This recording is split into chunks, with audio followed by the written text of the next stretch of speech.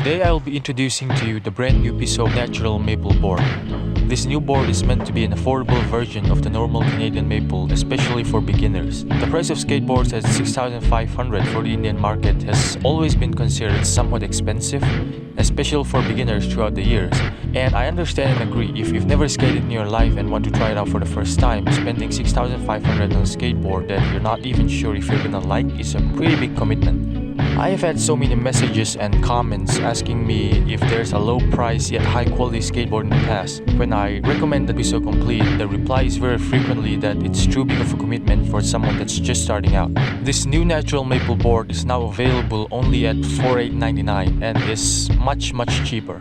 My friend and teammate Andy Topo tested out this board to a high degree and said that he doesn't feel any difference from a regular board. He even said that it might be better than the regular board, which honestly sounds too good to be true, so I decided to test it out myself.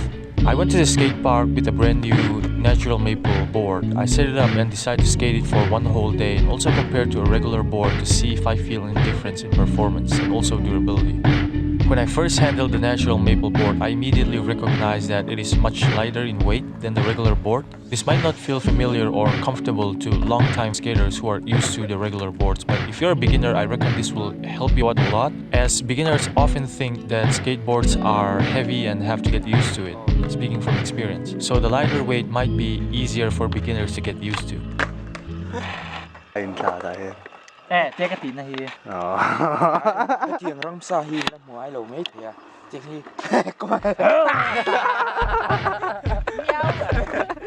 I started skating it and breaking it in with some flat ground tricks. It doesn't feel particularly different from a regular board, but I was a bit thrown off by the lighter weight at the start. My tricks just pops naturally higher without any extra effort because of the lighter weight of the board.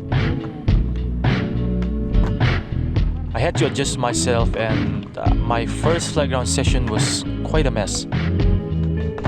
But I think beginners will like the lightweight more, as I mentioned before.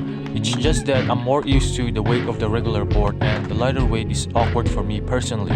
Other than the lightweight, there is virtually no difference, as the shape of the board is the exact same as that of a regular board. Since flat ground isn't good enough of a stress test, I decided to test its durability by skating the rail. I decided to start out by doing 30 board slides in a row to really stress out the board and see if it snaps or see if there's any reaction.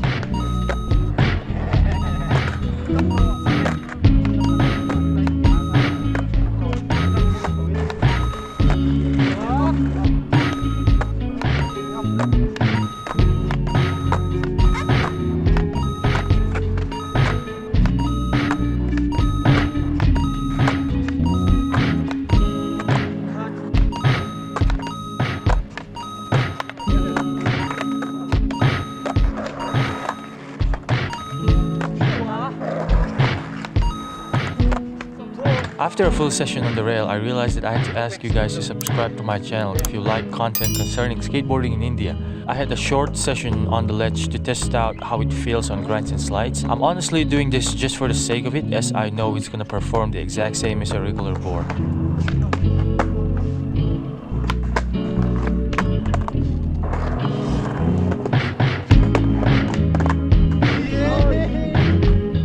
Then I decided to do something a bit more high impact again and test the durability on the pyramid, where I had a good session again.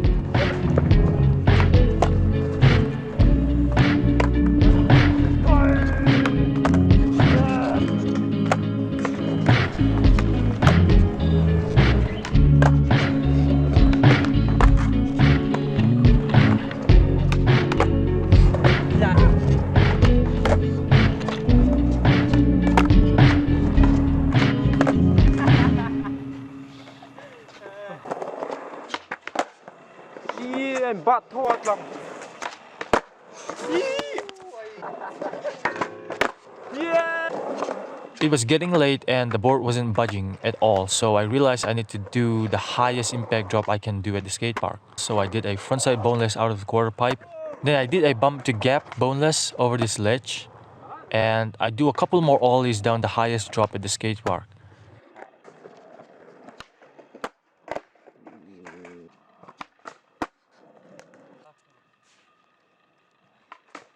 And with that, it was getting dark, so I decided to stop for the day. I also want to mention that the natural maple comes in two graphics, the Goofy Green and the Fiery Dragons. The Fiery Dragons is a bit more expensive, coming at 5K, but the reason it's a bit more expensive is only because of the graphics. In terms of the quality of the board, there is essentially no difference between these two boards. The next day, I decided to give out one last test to the board by skating flat ground again. It has already passed the durability test, but I had to really test out the performance. And what better way to test the board's performance than some good old flat ground skating? By this time, I had become more used to the weight of the board, and I have to say it felt really good. I think I have to admit that it feels better than the regular board. The board pops up to your feet quite effortlessly. Sometimes it pops your feet almost too much, but I reckon I can get used to this in a couple more days. I think I'll be rocking the natural maple as my main board somewhere in the future and see how long it can really last. If it's comparable to a regular board and how long it lasts, I think with the massive drop in price, this board could be the next big thing. I let my friends try the board out and they shared the same opinion that it could potentially be a better choice across the board. I want you to put it into perspective. Even though I tested the board only within the span of a couple of days, I did put more stress and impact on it more than any beginner or intermediate skater will within the span of probably a few months. What I meant to say is that if I couldn't break or even crack the board doing the things I did, it would be pretty much impossible for a beginner or intermediate skater that's still learning basic tricks to break it for an extended period of time.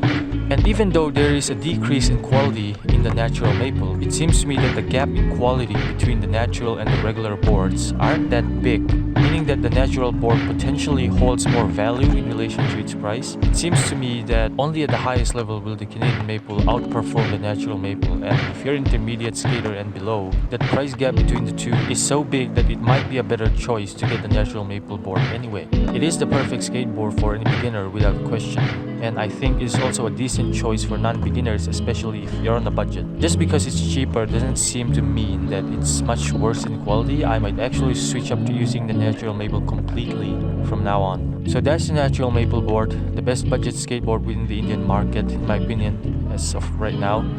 If you have any more questions regarding this board or any board in India, leave it down in the comments below and I'll do my best to help you out. Thank you for watching. I make content concerning skateboarding in India. Subscribe if you'd like to see more of this type of video. Yeah, that's it. Thank you for watching.